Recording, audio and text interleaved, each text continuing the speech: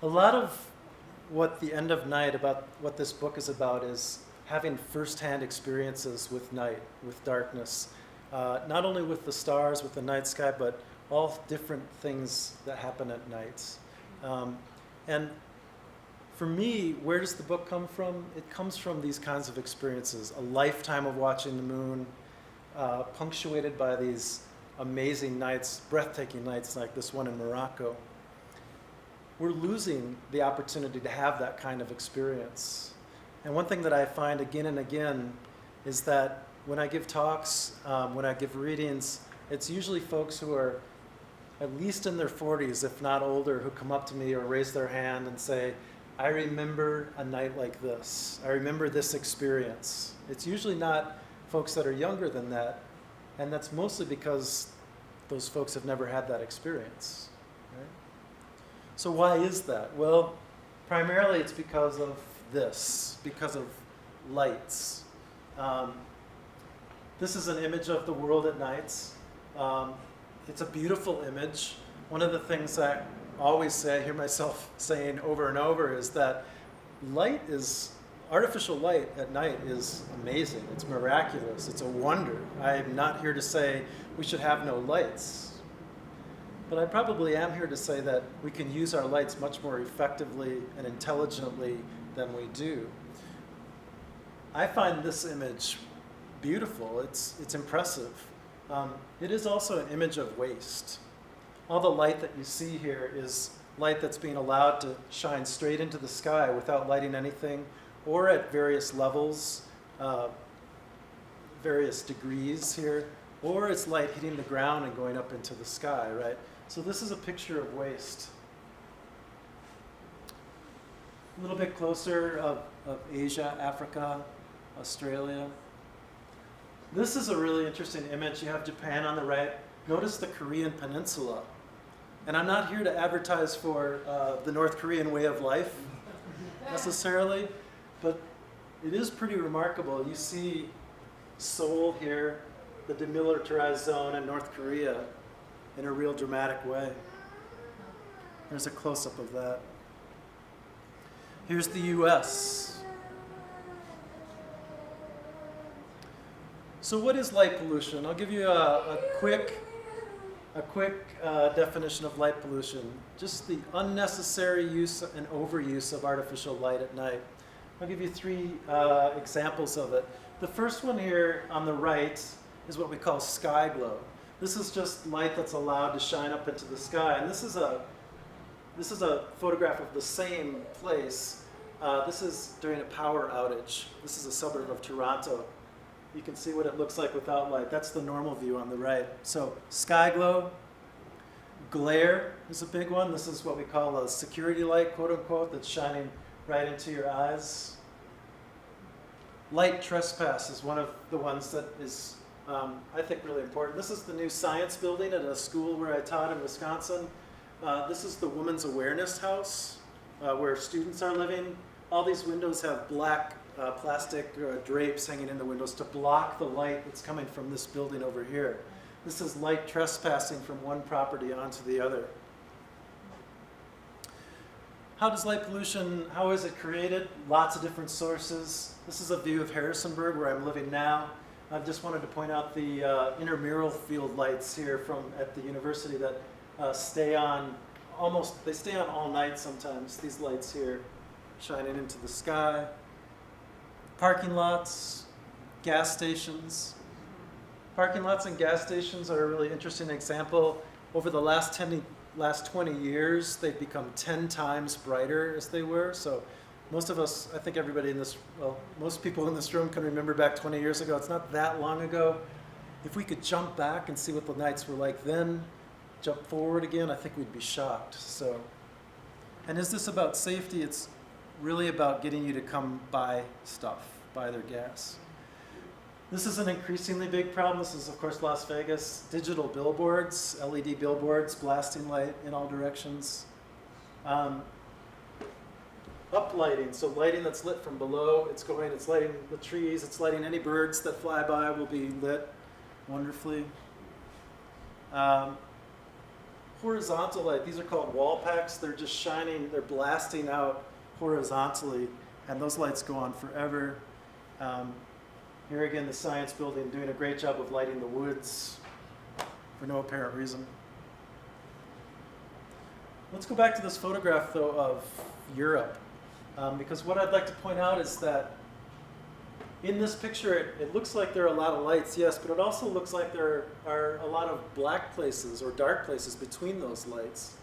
And about 12 years ago, a couple of Italian astronomers, knowing this and wanting to share the true extent of light pollution, created what they called the World Atlas of Artificial Night Sky Brightness, in which they wanted to show the true extent of light pollution, and this is what they came up with.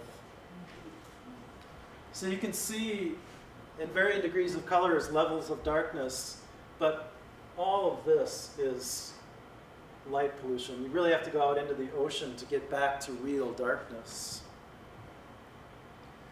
This is the US, their version of the US. The thing to notice about this, though, is that this is data from 1996.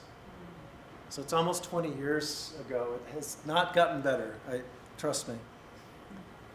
Then they did a really interesting thing where they, using that data from the 90s, they estimated back to show us the growth from the 50s to the 70s to the 90s. And then, if we don't do anything about it, what it'll look like in 2025. And notice this, everywhere east of the Mississippi, there's no real darkness left. Another way to think about darkness is what's called the Bortle scale. It's a scale created by amateur astronomer John Bortle, who wanted to show that we don't really know true darkness. It's a 9-point scale, starting with our brightest places at 9, working our way down to 1. I borrowed his scale for my book. My book starts with chapter 9 and it works down to chapter 1. I moved from the brightest places to the darkest places. Just one last thing to say about this. Most Americans live most of their lives in level 5 and above. We don't experience darkness below level 4. Oftentimes the excuse for all this light is, well, we need all this light for safety and security, right? The folks that I talked to said they wanted to make the point that, well, some light definitely can help us be safer and more secure at night. More light doesn't make us more secure or more safe at night. And to exhibit this, they showed me I'm going to show you back-to-back slides that really illustrate this point. So this is just a shot of somebody's yard, suburban house with a classic sort of security light, quote unquote here. It's an unshielded light. So it's light that's allowed to blast in all directions. If you look around at the lights in the room here, these are all shielded. They have shades on them, right? They're directing the light downward. You can imagine what the room would look like if we took all the shades off these lights and light was kind of going all over. In our houses, we shade our lights.